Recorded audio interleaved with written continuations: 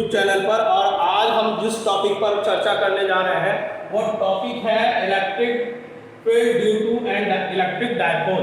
Students, हम लोगों ने पिछले वीडियो में हमने देखा इलेक्ट्रिक डायपोल के बारे में पढ़ा, इलेक्ट्रिक डायपोल मूवमेंट के बारे में पढ़ा, और आज हम पढ़ रहे हैं कि इलेक्ट्रिक डायपोल अगर रखा हो तो वो इलेक्ट्रिक फील्ड क्रिएट करता है। हम सब जानते हैं कि अगर चार्ज कहीं पर रखा हो तो वो अपने चारों तरफ एक इलेक्ट्रिक फील्ड क्रिएट करता है। उसी तरह से इलेक्ट्रिक डायपोल अगर रखा हो तो वो एक इलेक्ट्रिक फील्ड क्रिएट करता है। इसकी दो कंडीशंस को हम अपने इस सिलेबस में पढ़ते हैं। पहली कंडीशन है हमारी एंड ऑन पोजीशन, दूसरी है ब्रॉड साइड ऑन पोजीशन। तो आज का जो हमारा टॉपिक है वो पहले पॉइंट पर है and on position, intensity of electric field eight A point on the axis of A dipole इसे एक्सियल पोजीशन भी कहा जाता है। स्टूडेंट्स, ये ध्यान रखिएगा, इसे एक्सियल पोजीशन भी कहा जाता है। तो हम चलिए इस डेरिवेशन को शुरू करते हैं।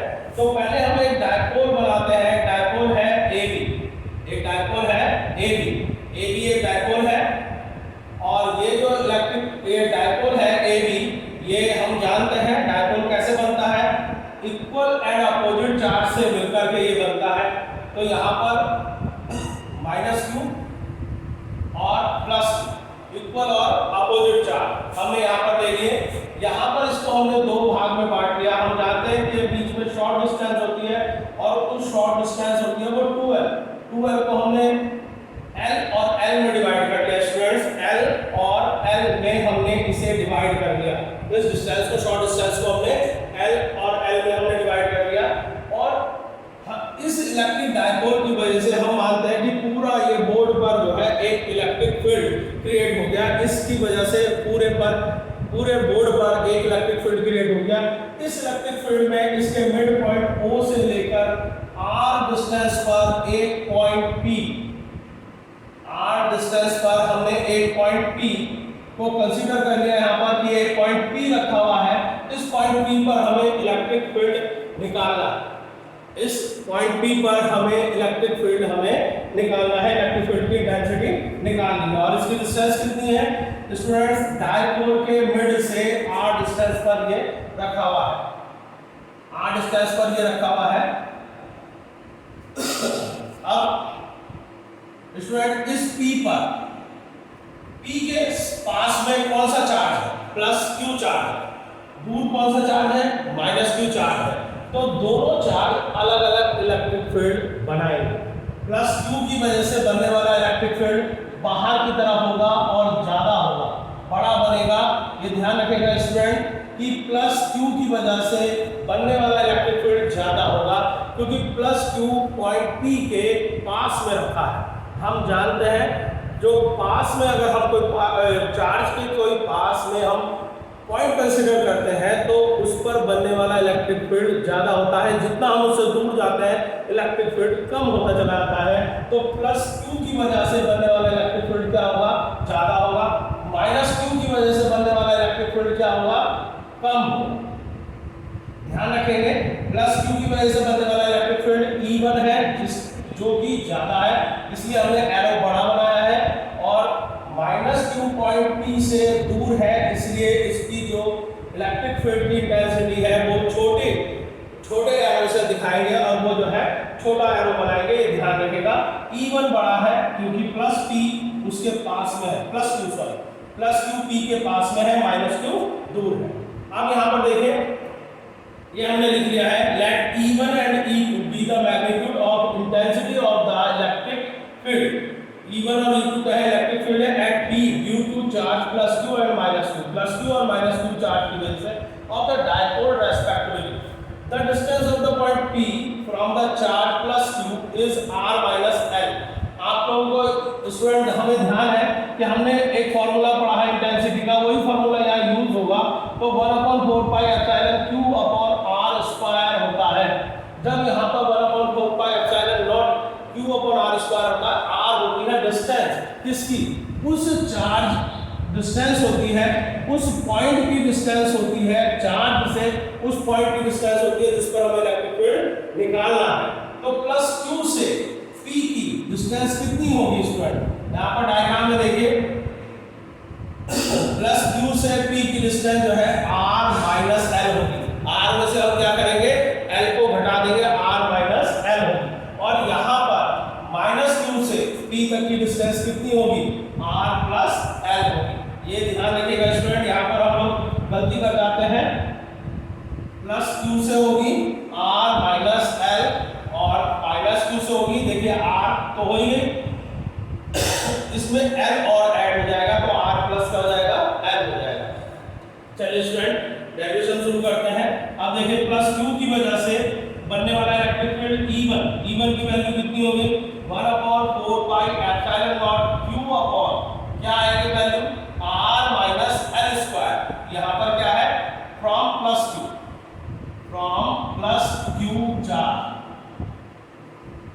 चार्ज की वजह से कितना हो जाएगा बेटा, R minus L square.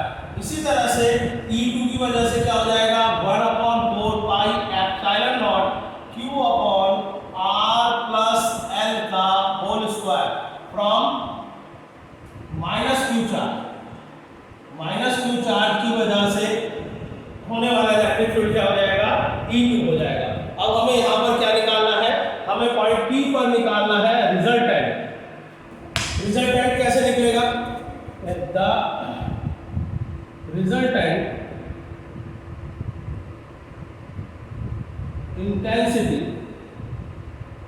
Intensity of electric field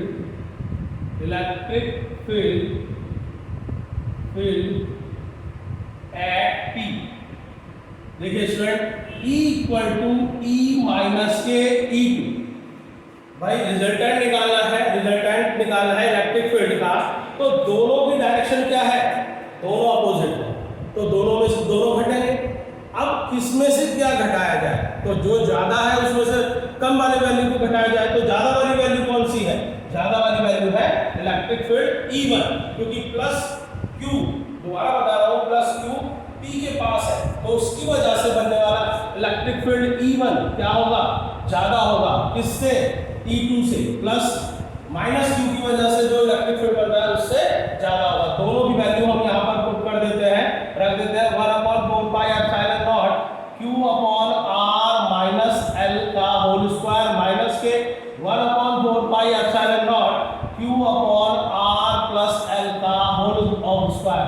क्या कॉमन आ जाएगा, यहाँ पर हमें दिखाई दे रहा है 1/4 पाई एप्सिलॉन नॉट कॉमन आ रहा है, Q कॉमन आ रहा है, यहाँ बच रहा है हमारा 1 माइनस के R, 1/R माइनस L का होल स्क्वायर माइनस के 1/R प्लस L का होल स्क्वायर। ये हमारा बच रहा है। हम यहाँ पर जो है इसमें इसे सॉल्व करते हैं, Q/4 पाई एप्सिलॉन नॉट में लिख लेता हूँ, यहाँ पर इसे सॉल्व करते हैं तो R माइनस L का whole square, R plus L का होल स्क्वायर आ जाता है, यहाँ R प्लस L का होल स्क्वायर माइनस के R माइनस L का होल स्क्वायर हम यहाँ पर रख देते हैं।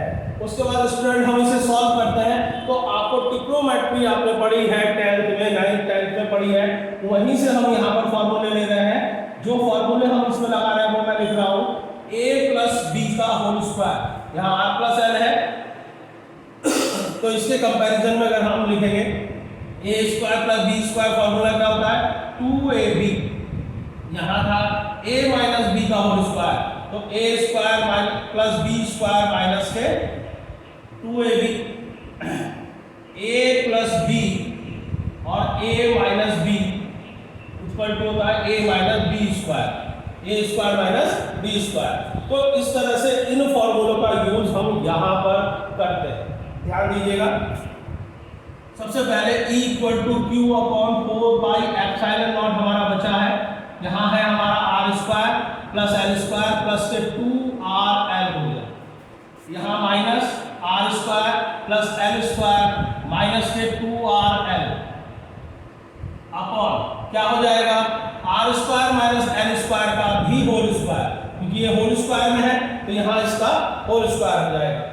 आगे सॉल्व करते हैं, E equal to Q/1/4 pi epsilon naught, Q/4 pi epsilon naught, यहाँ पर इसे सॉल्व करते हैं R square plus L square plus 2RL। यहाँ स्टूडेंट ध्यान दीजिए, माइनस साइन अंदर जाएगा, ये माइनस का हो जाएगा और ये प्लस का हो जाएगा, R square minus L square minus plus 2RL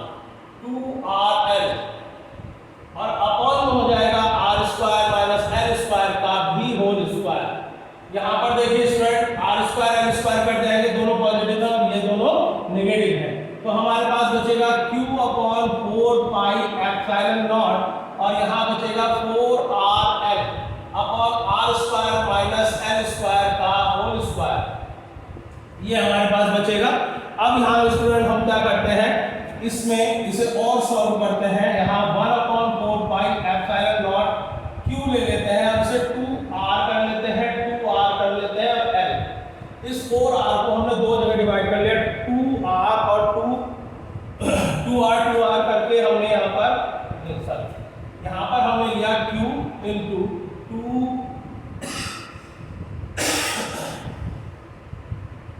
2R के साथ ले लिया और 2L के साथ ले लिया, R square minus L square का होल स्क्वायर।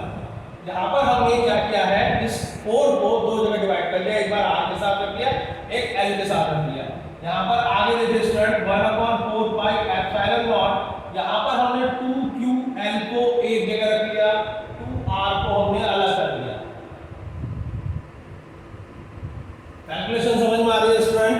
यहाँ पर हमने क्या किया है, 2 और QL को एक जगह रख लिया, 2R एक जगह कर लिया। अब हम जानते हैं इलेक्ट्रिक डायपोल मूवमेंट, पिछले वीडियो में हमने देखा इलेक्ट्रिक डायपोल मूवमेंट क्या होता है, P = 2QL। तो हमारे पास E = फॉर्मूला बन गया 1/4 pi epsilon not P × 2R और यहाँ हो गया R square minus L square का होल स्क्वायर। अब यहाँ देखिए R is greater than L, R जो डिस्टेंस है वो L से बहुत ज्यादा। हम लोगों को पता है कि जो इलेक्ट्रिक डायपोल मूवमेंट में इलेक्ट्रिक डायपोल जो होता है उनके बीच में बहुत शॉर्ट डिस्टेंस होती है, माइनर डिस्टेंस होती है, तो R के सामने ये L क्या है, बहुत छोटी डिस्टेंस है। इसीलिए L स्क्वायर को हम क्या करेंगे, R स्क्वायर के कंपैरिजन में छोड़ देंगे, may be neglected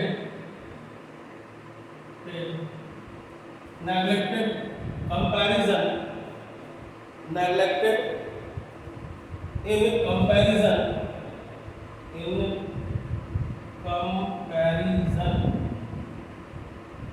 to R square.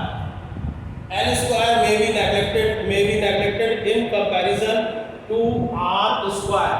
यहाँ पर क्या है, L स्क्वायर की वैल्यू R स्क्वायर के कंपैरिजन में बहुत छोटी है। ये लाइन मेरा लिखने का कारण ये था कि अगर हमने ये लाइन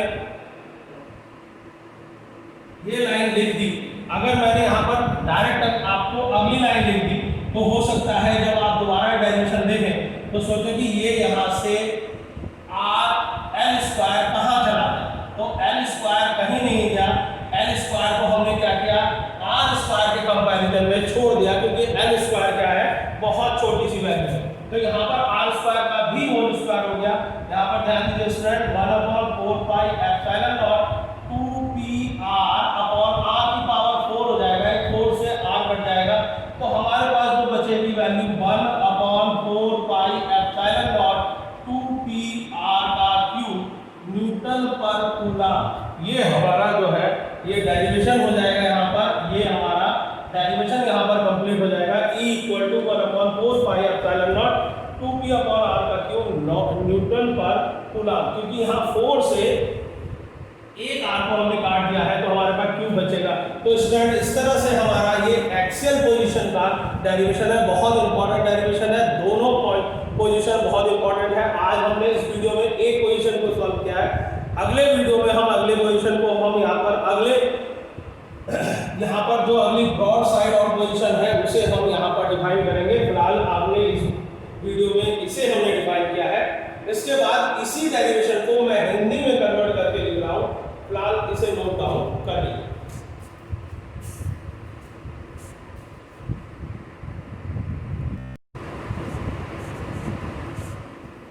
चलिए स्टूडेंट्स, अब हम इसी डेरिवेशन को हिंदी लैंग्वेज में समझते हैं। हिंदी लैंग्वेज में हमने इस डेरिवेशन को किया है। जैसा कि मैंने बताया, वैद्युत द्विध्रुव के कारण वैद्युत क्षेत्र उत्पन्न होता है। उसकी तीव्रता हमें निकालनी है। वैद्युत द्विध्रुव के कारण वैद्युत क्षेत्र उत्पन्न होता है, क्योंकि हम लोगों ने पहले पढ़ा है कि जब कोई आवेश कहीं पर रखा हो तो अपने चारों ओर एक वैद्युत क्षेत्र बनाता है। उसी तरह से वैद्युत द्विध्रुव जब कहीं पर रखा होता है तो वह अपने चारों ओर वैद्युत क्षेत्र बनाता है। तो हम दो स्थितियों में वैद्युत क्षेत्र की तीव्रता को हम ज्ञात करते हैं। पहली स्थिति है अक्षीय अथवा अनुदैर्ध्य स्थिति। दोनों ही नामों से याद कीजिएगा स्टूडेंट, दोनों ही नामों से आ जाता है, अक्षीय अथवा अनुदैर्ध्य स्थिति। दूसरी हमारी निरक्षीय अथवा अनुप्रस्थ स्थिति। तो हम यहाँ पर आज पहली इस वीडियो में पहली स्थिति को हम आज पढ़ेंगे। वैद्युत द्विध्रुव की अक्षीय स्थिति में किसी बिंदु पर वैद्युत क्षेत्र की तीव्रता। अक्षीय स्थिति में हम वैद्युत क्षेत्र निकालेंगे किसी बिंदु पर। देखिए स्टूडेंट्स, हम लोग एक डायपोल यहाँ पर एक वैद्युत द्विध्रुव ले लेते हैं AB, जो कि -q और +q चार्ज से मिलकर बना होता है। आप सभी लोग जानते हैं वैद्युत द्विध्रुव जो है -q और +q चार्ज से मिलकर के बनता है। इसके मध्य में बिंदु O है। इस वैद्युत द्विध्रुव को हम दो भाग में बांट लेते हैं, L और L। हम जानते हैं कि बीच में शॉर्ट डिस्टेंस होती है, थोड़ी सी दूरी होती है, और वो थोड़ी सी दूरी कितनी होती है, वो होती है 2L। उस 2L को हमने बांट लिया है दो भाग में, L और L। बिल्कुल मिडिल पॉइंट पे हमने O लिया है। अब हम इसके वजह से मान लीजिए पूरे बोर्ड पर ये इलेक्ट्रिक फील्ड बना रहा है, इतनी दूर तक ये इलेक्ट्रिक फील्ड बना रहा है। इसी इलेक्ट्रिक फील्ड में बिंदु O से R दूरी पर हम एक पॉइंट P मान लेते हैं। बिंदु O से R दूरी पर एक पॉइंट हम मान लेते हैं, क्या विद्यार्थी, यहाँ पर मान लेते हैं हम P। स्टूडेंट्स, हम यहाँ पर इसे P मान लेते हैं।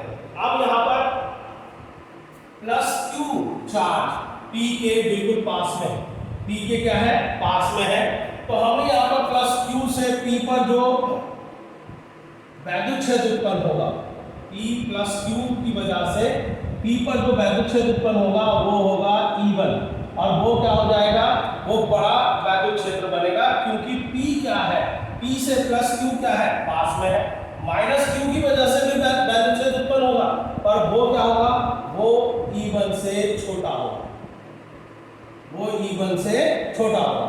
यहाँ पर ध्यान दीजिए, +q से वैद्युत बल रेखाएं बाहर की तरफ निकलती हैं, तो यहाँ E1 बाहर की तरफ होती है। -q के कारण वैद्युत बल रेखाएं उसके अंदर की ओर आती है, तो ये अंदर की ओर कार्य करेगा। ये विद्यार्थी हमेशा ध्यान रखिए, ये बाहर +q की वजह से बाहर की ओर आता है, और -q की वजह से भीतर की ओर आता है।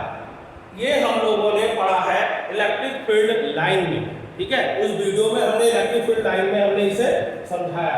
अब यहाँ पर ज्यादा और कम का कारण क्या है, +q। उसी वीडियो में ये भी बताया है कि अगर किसी चार्ज के पास कोई पॉइंट लेते हैं, जिस पॉइंट पर हमें वैद्युत क्षेत्र निकालना है, तो उस पर उत्पन्न होने वाला वैद्युत क्षेत्र अधिक होगा। तो +q क्या है, पास में है, तो इस पर उत्पन्न होने वाला वैद्युत क्षेत्र क्या हो गया, अधिक हो गया। -q क्या है, इससे दूर है, तो इसकी वजह से उत्पन्न होने वाला वैद्युत क्षेत्र क्या हो गया, कम हो गया। तो यही बात हमने यहाँ पर लिखी है। माना वैद्युत द्विध्रुव +q और -q आवेश के कारण बिंदु P पर वैद्युत क्षेत्र की तीव्रता क्रमशः E1/E2 है। बिंदु P की +q आवेश से दूरी। अब यहाँ पर देखिए, इसकी जरूरत हमें क्यों पड़ गई, हम लोगों ने ये फॉर्मूला पढ़ा है, हम लोगों ने वैद्युत क्षेत्र की तीव्रता का फॉर्मूला होता है 1/4πε0 q/r²। r क्या है, r दूरी है, किस चीज की दूरी है, उस पॉइंट की दूरी है जिस पर हमें वैद्युत क्षेत्र की तीव्रता निकालनी है आवेश से। तो +q आवेश से इसकी दूरी कितनी बैठेगी स्टूडेंट, r, और माइनस के क्या करेंगे यहाँ से l, क्योंकि r दूरी को हमने O से काउंट की है, r दूरी को हमने कहाँ से लिया है, O से लिया है। तो हम यहाँ से इस l दूरी को घटा देंगे, तो +q से P तक की दूरी कितनी बचेगी, r - l। इसी तरह से -q से P तक की दूरी कितनी बचेगी स्टूडेंट, r तो यहाँ जुड़ ही गया, और r तो हो ही गया, साथ में l भी इसमें क्या हो जाएगा, जुड़ जाएगा। तो -q आवेश से दूरी हो जाएगी r + l। इसी फॉर्मूले को +q आवेश के कारण वैद्युत वैद्युत क्षेत्र की तीव्रता क्या हो जाएगी, E equal to 1/4 pi E1 plus Q की वजह से क्या हो रहा है, E1 उत्पन्न हो रहा है 1/4 pi epsilon 0 Q upon R minus L square. दूरी कितनी है प्लस Q की P से, R माइनस L है। इसी तरह से माइनस Q आर से दूरी कितनी है, R प्लस L है, बाकी तो सब ऐसे ही रहेगा, यहाँ क्या हो जाएगा R प्लस L हो जाएगा। अब बिंदु P पर परिणामी वैद्युत क्षेत्र की तीव्रता क्या हो जाएगी विद्यार्थी, यहाँ पर जो परिणामी वैद्युत क्षेत्र की तीव्रता होगी वो E equal to E1 minus E2 होगी। यहाँ पर देखिए बेटा किसी पॉइंट P पर हमें अगर वैद्युत क्षेत्र की तीव्रता निकालनी है तो हमें ये ध्यान देना पड़ेगा कि वैद्युत क्षेत्र की तीव्रता दोनों एक ही ओर है या दोनों विपरीत है। अगर विपरीत है तो घटेंगे, उन्हें हमें को घटाना पड़ेगा, पर किस पॉइंट में से E1 में से E2 घटाए या E2 में से E1 घटाए, तो हम जानते हैं कि E1 का मान पॉइंट P पर ज्यादा है, तो E1 में से हम क्या घटाएंगे, E2 घटाएंगे। हमने यहाँ पर लिख दिया है E1 इज ग्रेटर देन, बड़ा है किससे, E2 से। अब यहाँ पर E1 और E2 की दोनों की वैल्यू हम यहाँ पर रखते हैं। दोनों की वैल्यू रखने के बाद हम देखते हैं 1/4 pi epsilon 0 Q upon R minus L square minus 1/4 pi epsilon 0 Q upon R plus L का होल ऑफ स्क्वायर। यहाँ से कॉमन आ जाता है Q अपॉन 1/4 पाई एप्सिलॉन 0 और यहाँ बचता है 1/R minus L square minus के R 1/R प्लस L का होल स्क्वायर। इसे सॉल्व करते हैं। यहाँ पर हम आप लोग जानते हैं एलसीएम लेते हैं यहाँ पर, तो यहाँ आता है हमारे पास R माइनस L का whole square R plus L का होल स्क्वायर। इसे सॉल्व करते हैं, R प्लस L का होल स्क्वायर माइनस के R माइनस L का होल स्क्वायर आता है। आप लोगों को यहाँ पर त्रिकोणमिति आप लोगों ने पढ़ी है, 9th और 10th में त्रिकोणमिति पढ़ी है और उसमें हमने ये फॉर्मूले भी पढ़े हैं, a प्लस बी का whole square, a minus B का whole square, a minus B और a प्लस बी क्या होता है। यहाँ पर हमने उसी फॉर्मूले का यूज यहाँ पर किया, r प्लस l के होल स्क्वायर को r square plus l square plus 2rl किया और r माइनस l के होल स्क्वायर में r square plus l square minus के 2rl कर दिया। यहाँ पर हमने इस दोनों डेरिवेशन दोनों फॉर्मूलों को लगाया। नीचे वाले में हमने क्या लगाया, ये a plus B a minus B का फॉर्मूला लगाया, r square minus l square का होल स्क्वायर कर दिया। यहाँ पर हमने इसे सॉल्व किया। सॉल्व करने के बाद हम देखते हैं कि यहाँ से माइनस अंदर जाता है, -4, ये माइनस हो जाता है, ये माइनस हो जाता है, ये प्लस हो जाता है, तो r square l square cut जाएंगे, हमारे पास बचेगा 4r। तो हमने यहाँ पर क्या किया, यहाँ पर 2r ले लिया और 2l ले लिया और यहाँ पर 2l को और q को एक जगह रख लिया हमने, 2ql बन गया और यहाँ 2r को ऐसे रहने दिया। 2ql हमने पढ़ा है वैद्युत क्षेत्र, वैद्युत द्विध्रुव आघूर्ण, हम लोगों ने पढ़ा है वैद्युत द्विध्रुव आघूर्ण। वैद्युत द्विध्रुव आघूर्ण P बराबर क्या होता है, Q 2ql। तो यहाँ पर 2ql की जगह हमने रख दिया P 2r। r क्या है, बड़ा है l से, तो l स्क्वायर के सापेक्ष l स्क्वायर का मान r स्क्वायर की तुलना में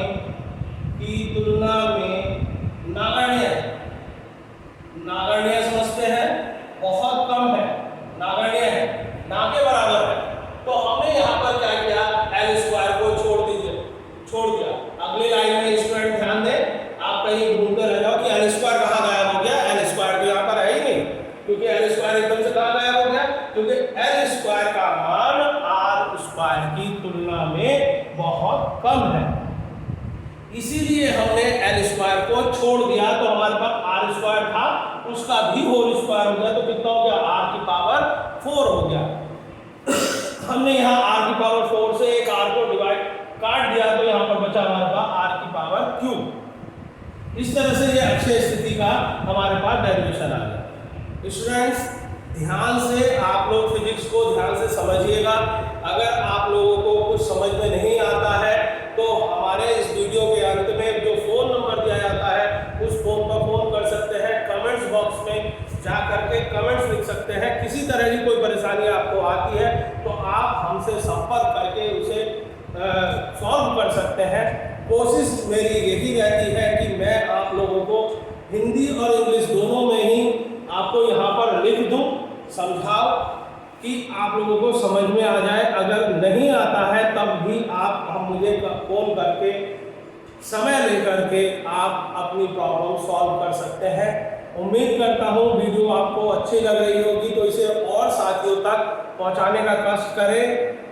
बेवजह ट्यूशन में भाग दौड़ करने से बचें। ऑनलाइन आज की सुविधा आप लोगों को मिल रही है, ऑनलाइन आप पढ़ाई पर ध्यान दीजिए, ऑनलाइन पढ़ाई का लाभ उठाइए।